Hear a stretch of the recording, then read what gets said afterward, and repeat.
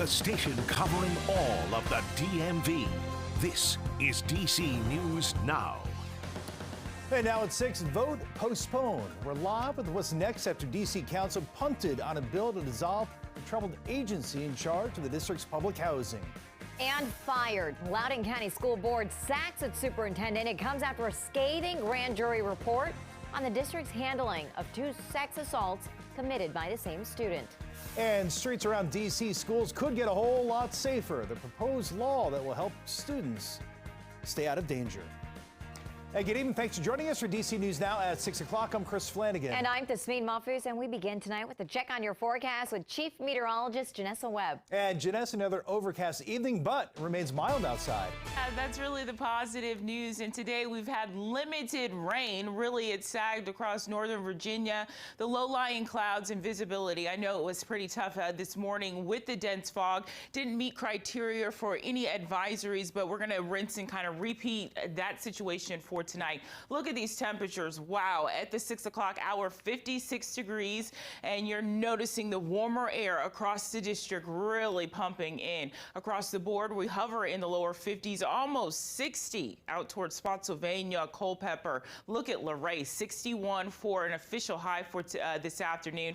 And this is really out towards King George to St. Mary is 62 for an official high. So this warmer air going to continue really to stay in place with the decrease in clouds. This is your current radar. The lapse throughout the day shows you the bulk of the moisture making its way across I-95, but really making its way into the Atlantic, into the Chesapeake Bay area. And so we're going to really continue to be under this lull in this weather pattern, and we're looking forward to a lot more sunshine as we go into your Thursday. So look at our daytime highs as our next weak cold front makes its way through for Thursday into your Friday. Daytime highs, they are going to be dropping back down to the mid-40s. Now, we're not over the rain. We are tracking another front that makes its way through Friday, and that's more widespread rain that we will be looking at for your Friday into the start of the weekend. We'll look at that coming up.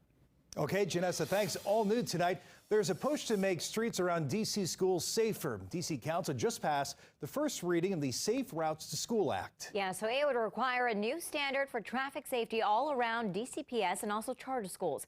DC News Now's Daniel Hamburg is live for us at Bruce Monroe Elementary School in Parkview. And Daniel spoke with parents today. They've got to be excited about this plan to help keep their kids safe. Yeah, Chris and Tasmeen, that's exactly right. Parents telling me that this has been a long time coming, saying that there have been a lot of near misses from unruly drivers and even some students who have been hit coming to and from school. My kids and I, often on the way to school, count how many cars blow through the crosswalks as multiple children wait to cross. We usually get to 5, 7, 10 on bad days. That's what Miriam Goldstein and her 7-year-old twins face daily at Bruce Monroe Elementary School in Parkview. I know those drivers don't mean poorly, and I know they would be shocked if they hit a child. And they'd say, oh, we never saw you, but their behavior does not fit with those intentions. The Safe Routes to School Act, passed by D.C. Council Tuesday, is expected to improve traffic around schools. High visibility crosswalks, speed bumps, humps, tables, or cushions on roadways adjacent to school entrances, and always stops or were deemed appropriate traffic signals at intersections. It would more than double the size of school zones to 350 feet surrounding a school and make most daytime speed limits in those zones 15 miles per hour, 7 days a week. We are a car-free family, so we spend most of our time biking and walking.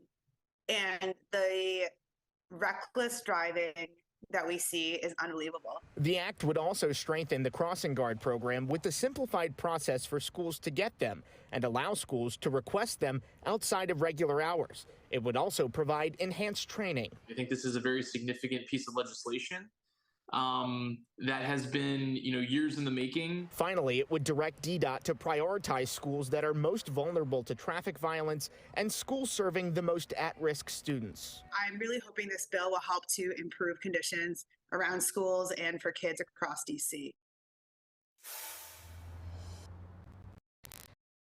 The council plans improvements by using revenue from traffic cameras. All right, Daniel Hamburger reporting live tonight in D.C. Developing right now, one man is dead after a fire ripped through a vacant apartment building in Northeast D.C. Happened early this morning around 4:30 in the 800 block of 20th Street. At least 3 buildings there caught fire. Around 100 firefighters responded to that 2-alarm fire. The one man who was rescued from inside one of the buildings later died at the hospital. Still no word from D.C. Fire what started this fire. And new tonight, Hagerstown police are investigating shots fired from a BB gun at a school bus. This was as children were being dropped off at the corner of North Mulberry Street and Cannon Avenue right around 6:30 last night. The Washington County Board of Education says that they are aware of the incident, but referred all inquiries to local police, teachers groups, and school service personnel say the safety of students is their highest priority. They're now asking the school system and law enforcement to step up efforts to protect students on bus routes all throughout Washington County. And of course, we are following up with the school board and police for information. And new video tonight from Virginia. Police in Prince William County, they're looking for this man. If you can see it here clearly, he's wanted for a deadly shooting on Morgan Court and Old Triangle Road in Dumfries on November 12th. Police found 44-year-old Demetrius Graham shot and killed in his car. A $5,000 reward now being offered in this case. And police in Prince George's County are looking for a suspect who killed a man last night. It happened on Abel Avenue in Capitol Heights. The victim, 65-year-old Leon Stedham, was found shot in the middle of the road. He died at a nearby hospital. A $25,000 reward is being offered in this case. And all new at 6, Fairfax County police are investigating after a SWAT team officer shot and killed a dog in Herndon. It happened during a raid this morning on Powell's Tavern Place. Police say they had a warrant to search that home for stolen police equipment. During the raid, an officer fired their weapon, killing that dog. Officers did recover the stolen equipment and arrested a man. Fairfax County Police's Internal Affairs Bureau is now handling this case. And the Loudoun County School Board voted to fire Superintendent Scott Ziegler last night in a closed-door session. DC News Now's Lex Suarez is outside the school board with the timeline of what led up to that decision. Well, that unanimous vote came at the end of the board meeting, the board adding a last-minute item to their agenda set to discuss the outcome of the grand jury investigation that came out on Monday, and it pointed out multiple places and times where the school district failed to step up after 2 sexual assaults happened on different LCPS campuses. Both of those assaults happened in 2021 when Ziegler was serving as the superintendent. He was unanimously voted in as the official superintendent 1 month after the first assault happened. He had been serving as the interim superintendent for 6 months leading up to that vote. The first assault happened in a school bathroom. A 15-year-old boy was found guilty of forcible sodomy and fellatio in that case.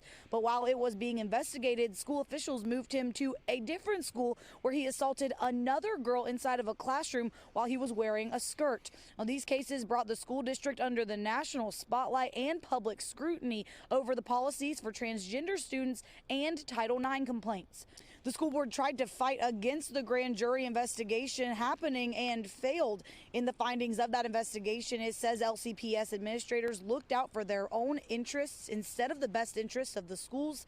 The investigation also found that, quote, LCPS as an organization tends to avoid managing difficult situations by not addressing them. Reporting for DC News Now, I'm Lex Suarez. And the Loudoun County School Board is holding an emergency school board meeting tomorrow at 6:45 p.m. to vote on an acting superintendent. And of course, DC News Now will be there. We're going to bring you live updates on air and online at dcnewsnow.com.